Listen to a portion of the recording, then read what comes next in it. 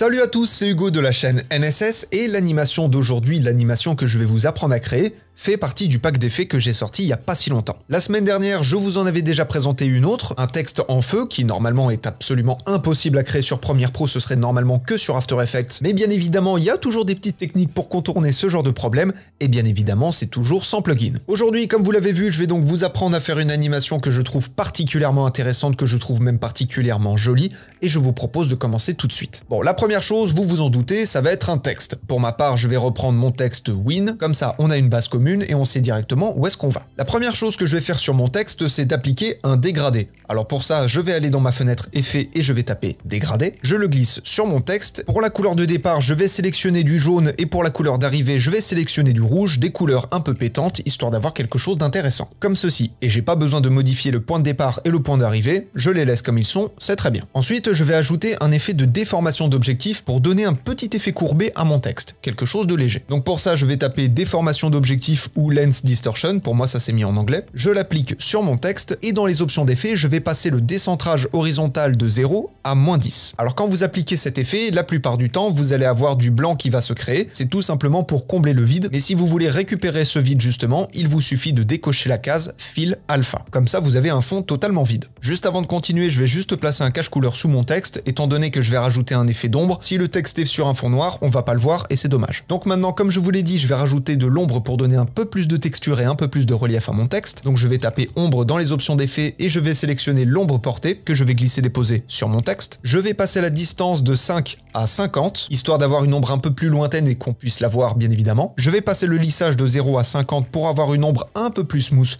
un peu plus agréable.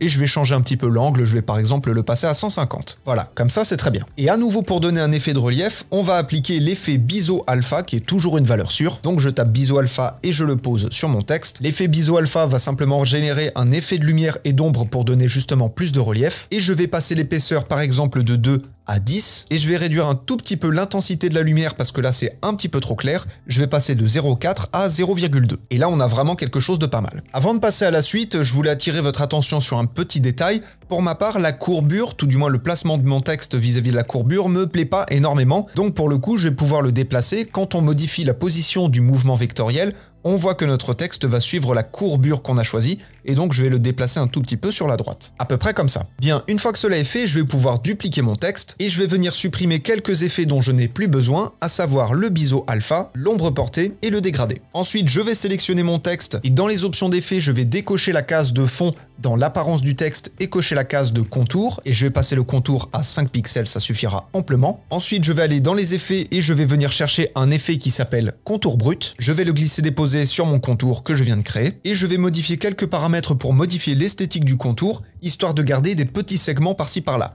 Et vous allez voir. Je vais commencer par changer le type de contour et le passer de brut à coupé, donc ça va simplement me donner une autre esthétique. Je vais réduire un petit peu la bordure, alors assez ironiquement, quand on augmente la bordure, là dans notre contexte, ça va réduire l'épaisseur du contour, donc je vais passer de 8 à 10, et pour ne plus avoir juste des tout petits segments, des petits points par-ci par-là, je vais augmenter l'échelle et la passer de 100 à 200. Et là, on a déjà quelque chose de plus intéressant. Et enfin, pour vraiment avoir des lignes bien propres, je vais passer la complexité de 2 à 1.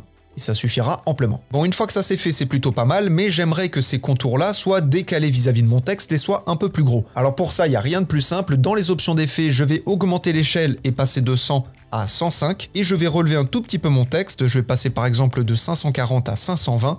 Et là, du coup, on a notre effet qui est beaucoup plus intéressant. On a comme une esthétique de bulle, je trouve ça personnellement très très joli. Une fois que cela est fait, vous allez vous placer au début de votre tête de lecture et vous allez activer le chronomètre de évolution. Et pour une animation de texte de 10 secondes, vous allez passer l'évolution de 0 à 1080.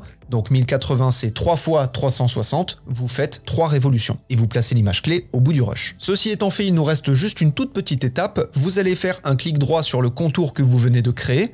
Vous allez sélectionner un briquet, vous pouvez le renommer par exemple contour, vous faites OK, vous dupliquez votre séquence imbriquée juste au-dessus, et sur celle du dessous, on va juste ajouter un tout petit effet de flou pour donner un effet de glow plutôt intéressant pour mettre en valeur le contour, et après ça, on aura fini. Donc dans la fenêtre effet, je vais taper flou, je vais glisser déposer l'effet flou gaussien, donc comme je vous l'ai dit sur le contour qui se situe en dessous du contour principal, et vous allez passer le flou gaussien de 0 à 10. Donc là, comme vous le voyez, vous avez un flou très léger qui s'est créé, et du coup, vous avez votre animation de texte qui est terminée.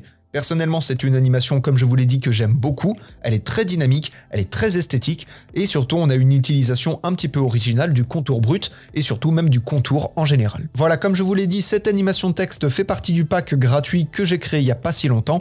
Vous avez évidemment tous les liens en description comme d'habitude. Vous avez également la possibilité de réserver une session privée pour que je vous coache personnellement. Toutes les informations sont sur le site et vous avez tous les liens en description. On se retrouve très bientôt pour de prochains tutos et d'ici là, apprenez, utilisez et progressez dans vos montages. Je vous fais des bisous et à plus!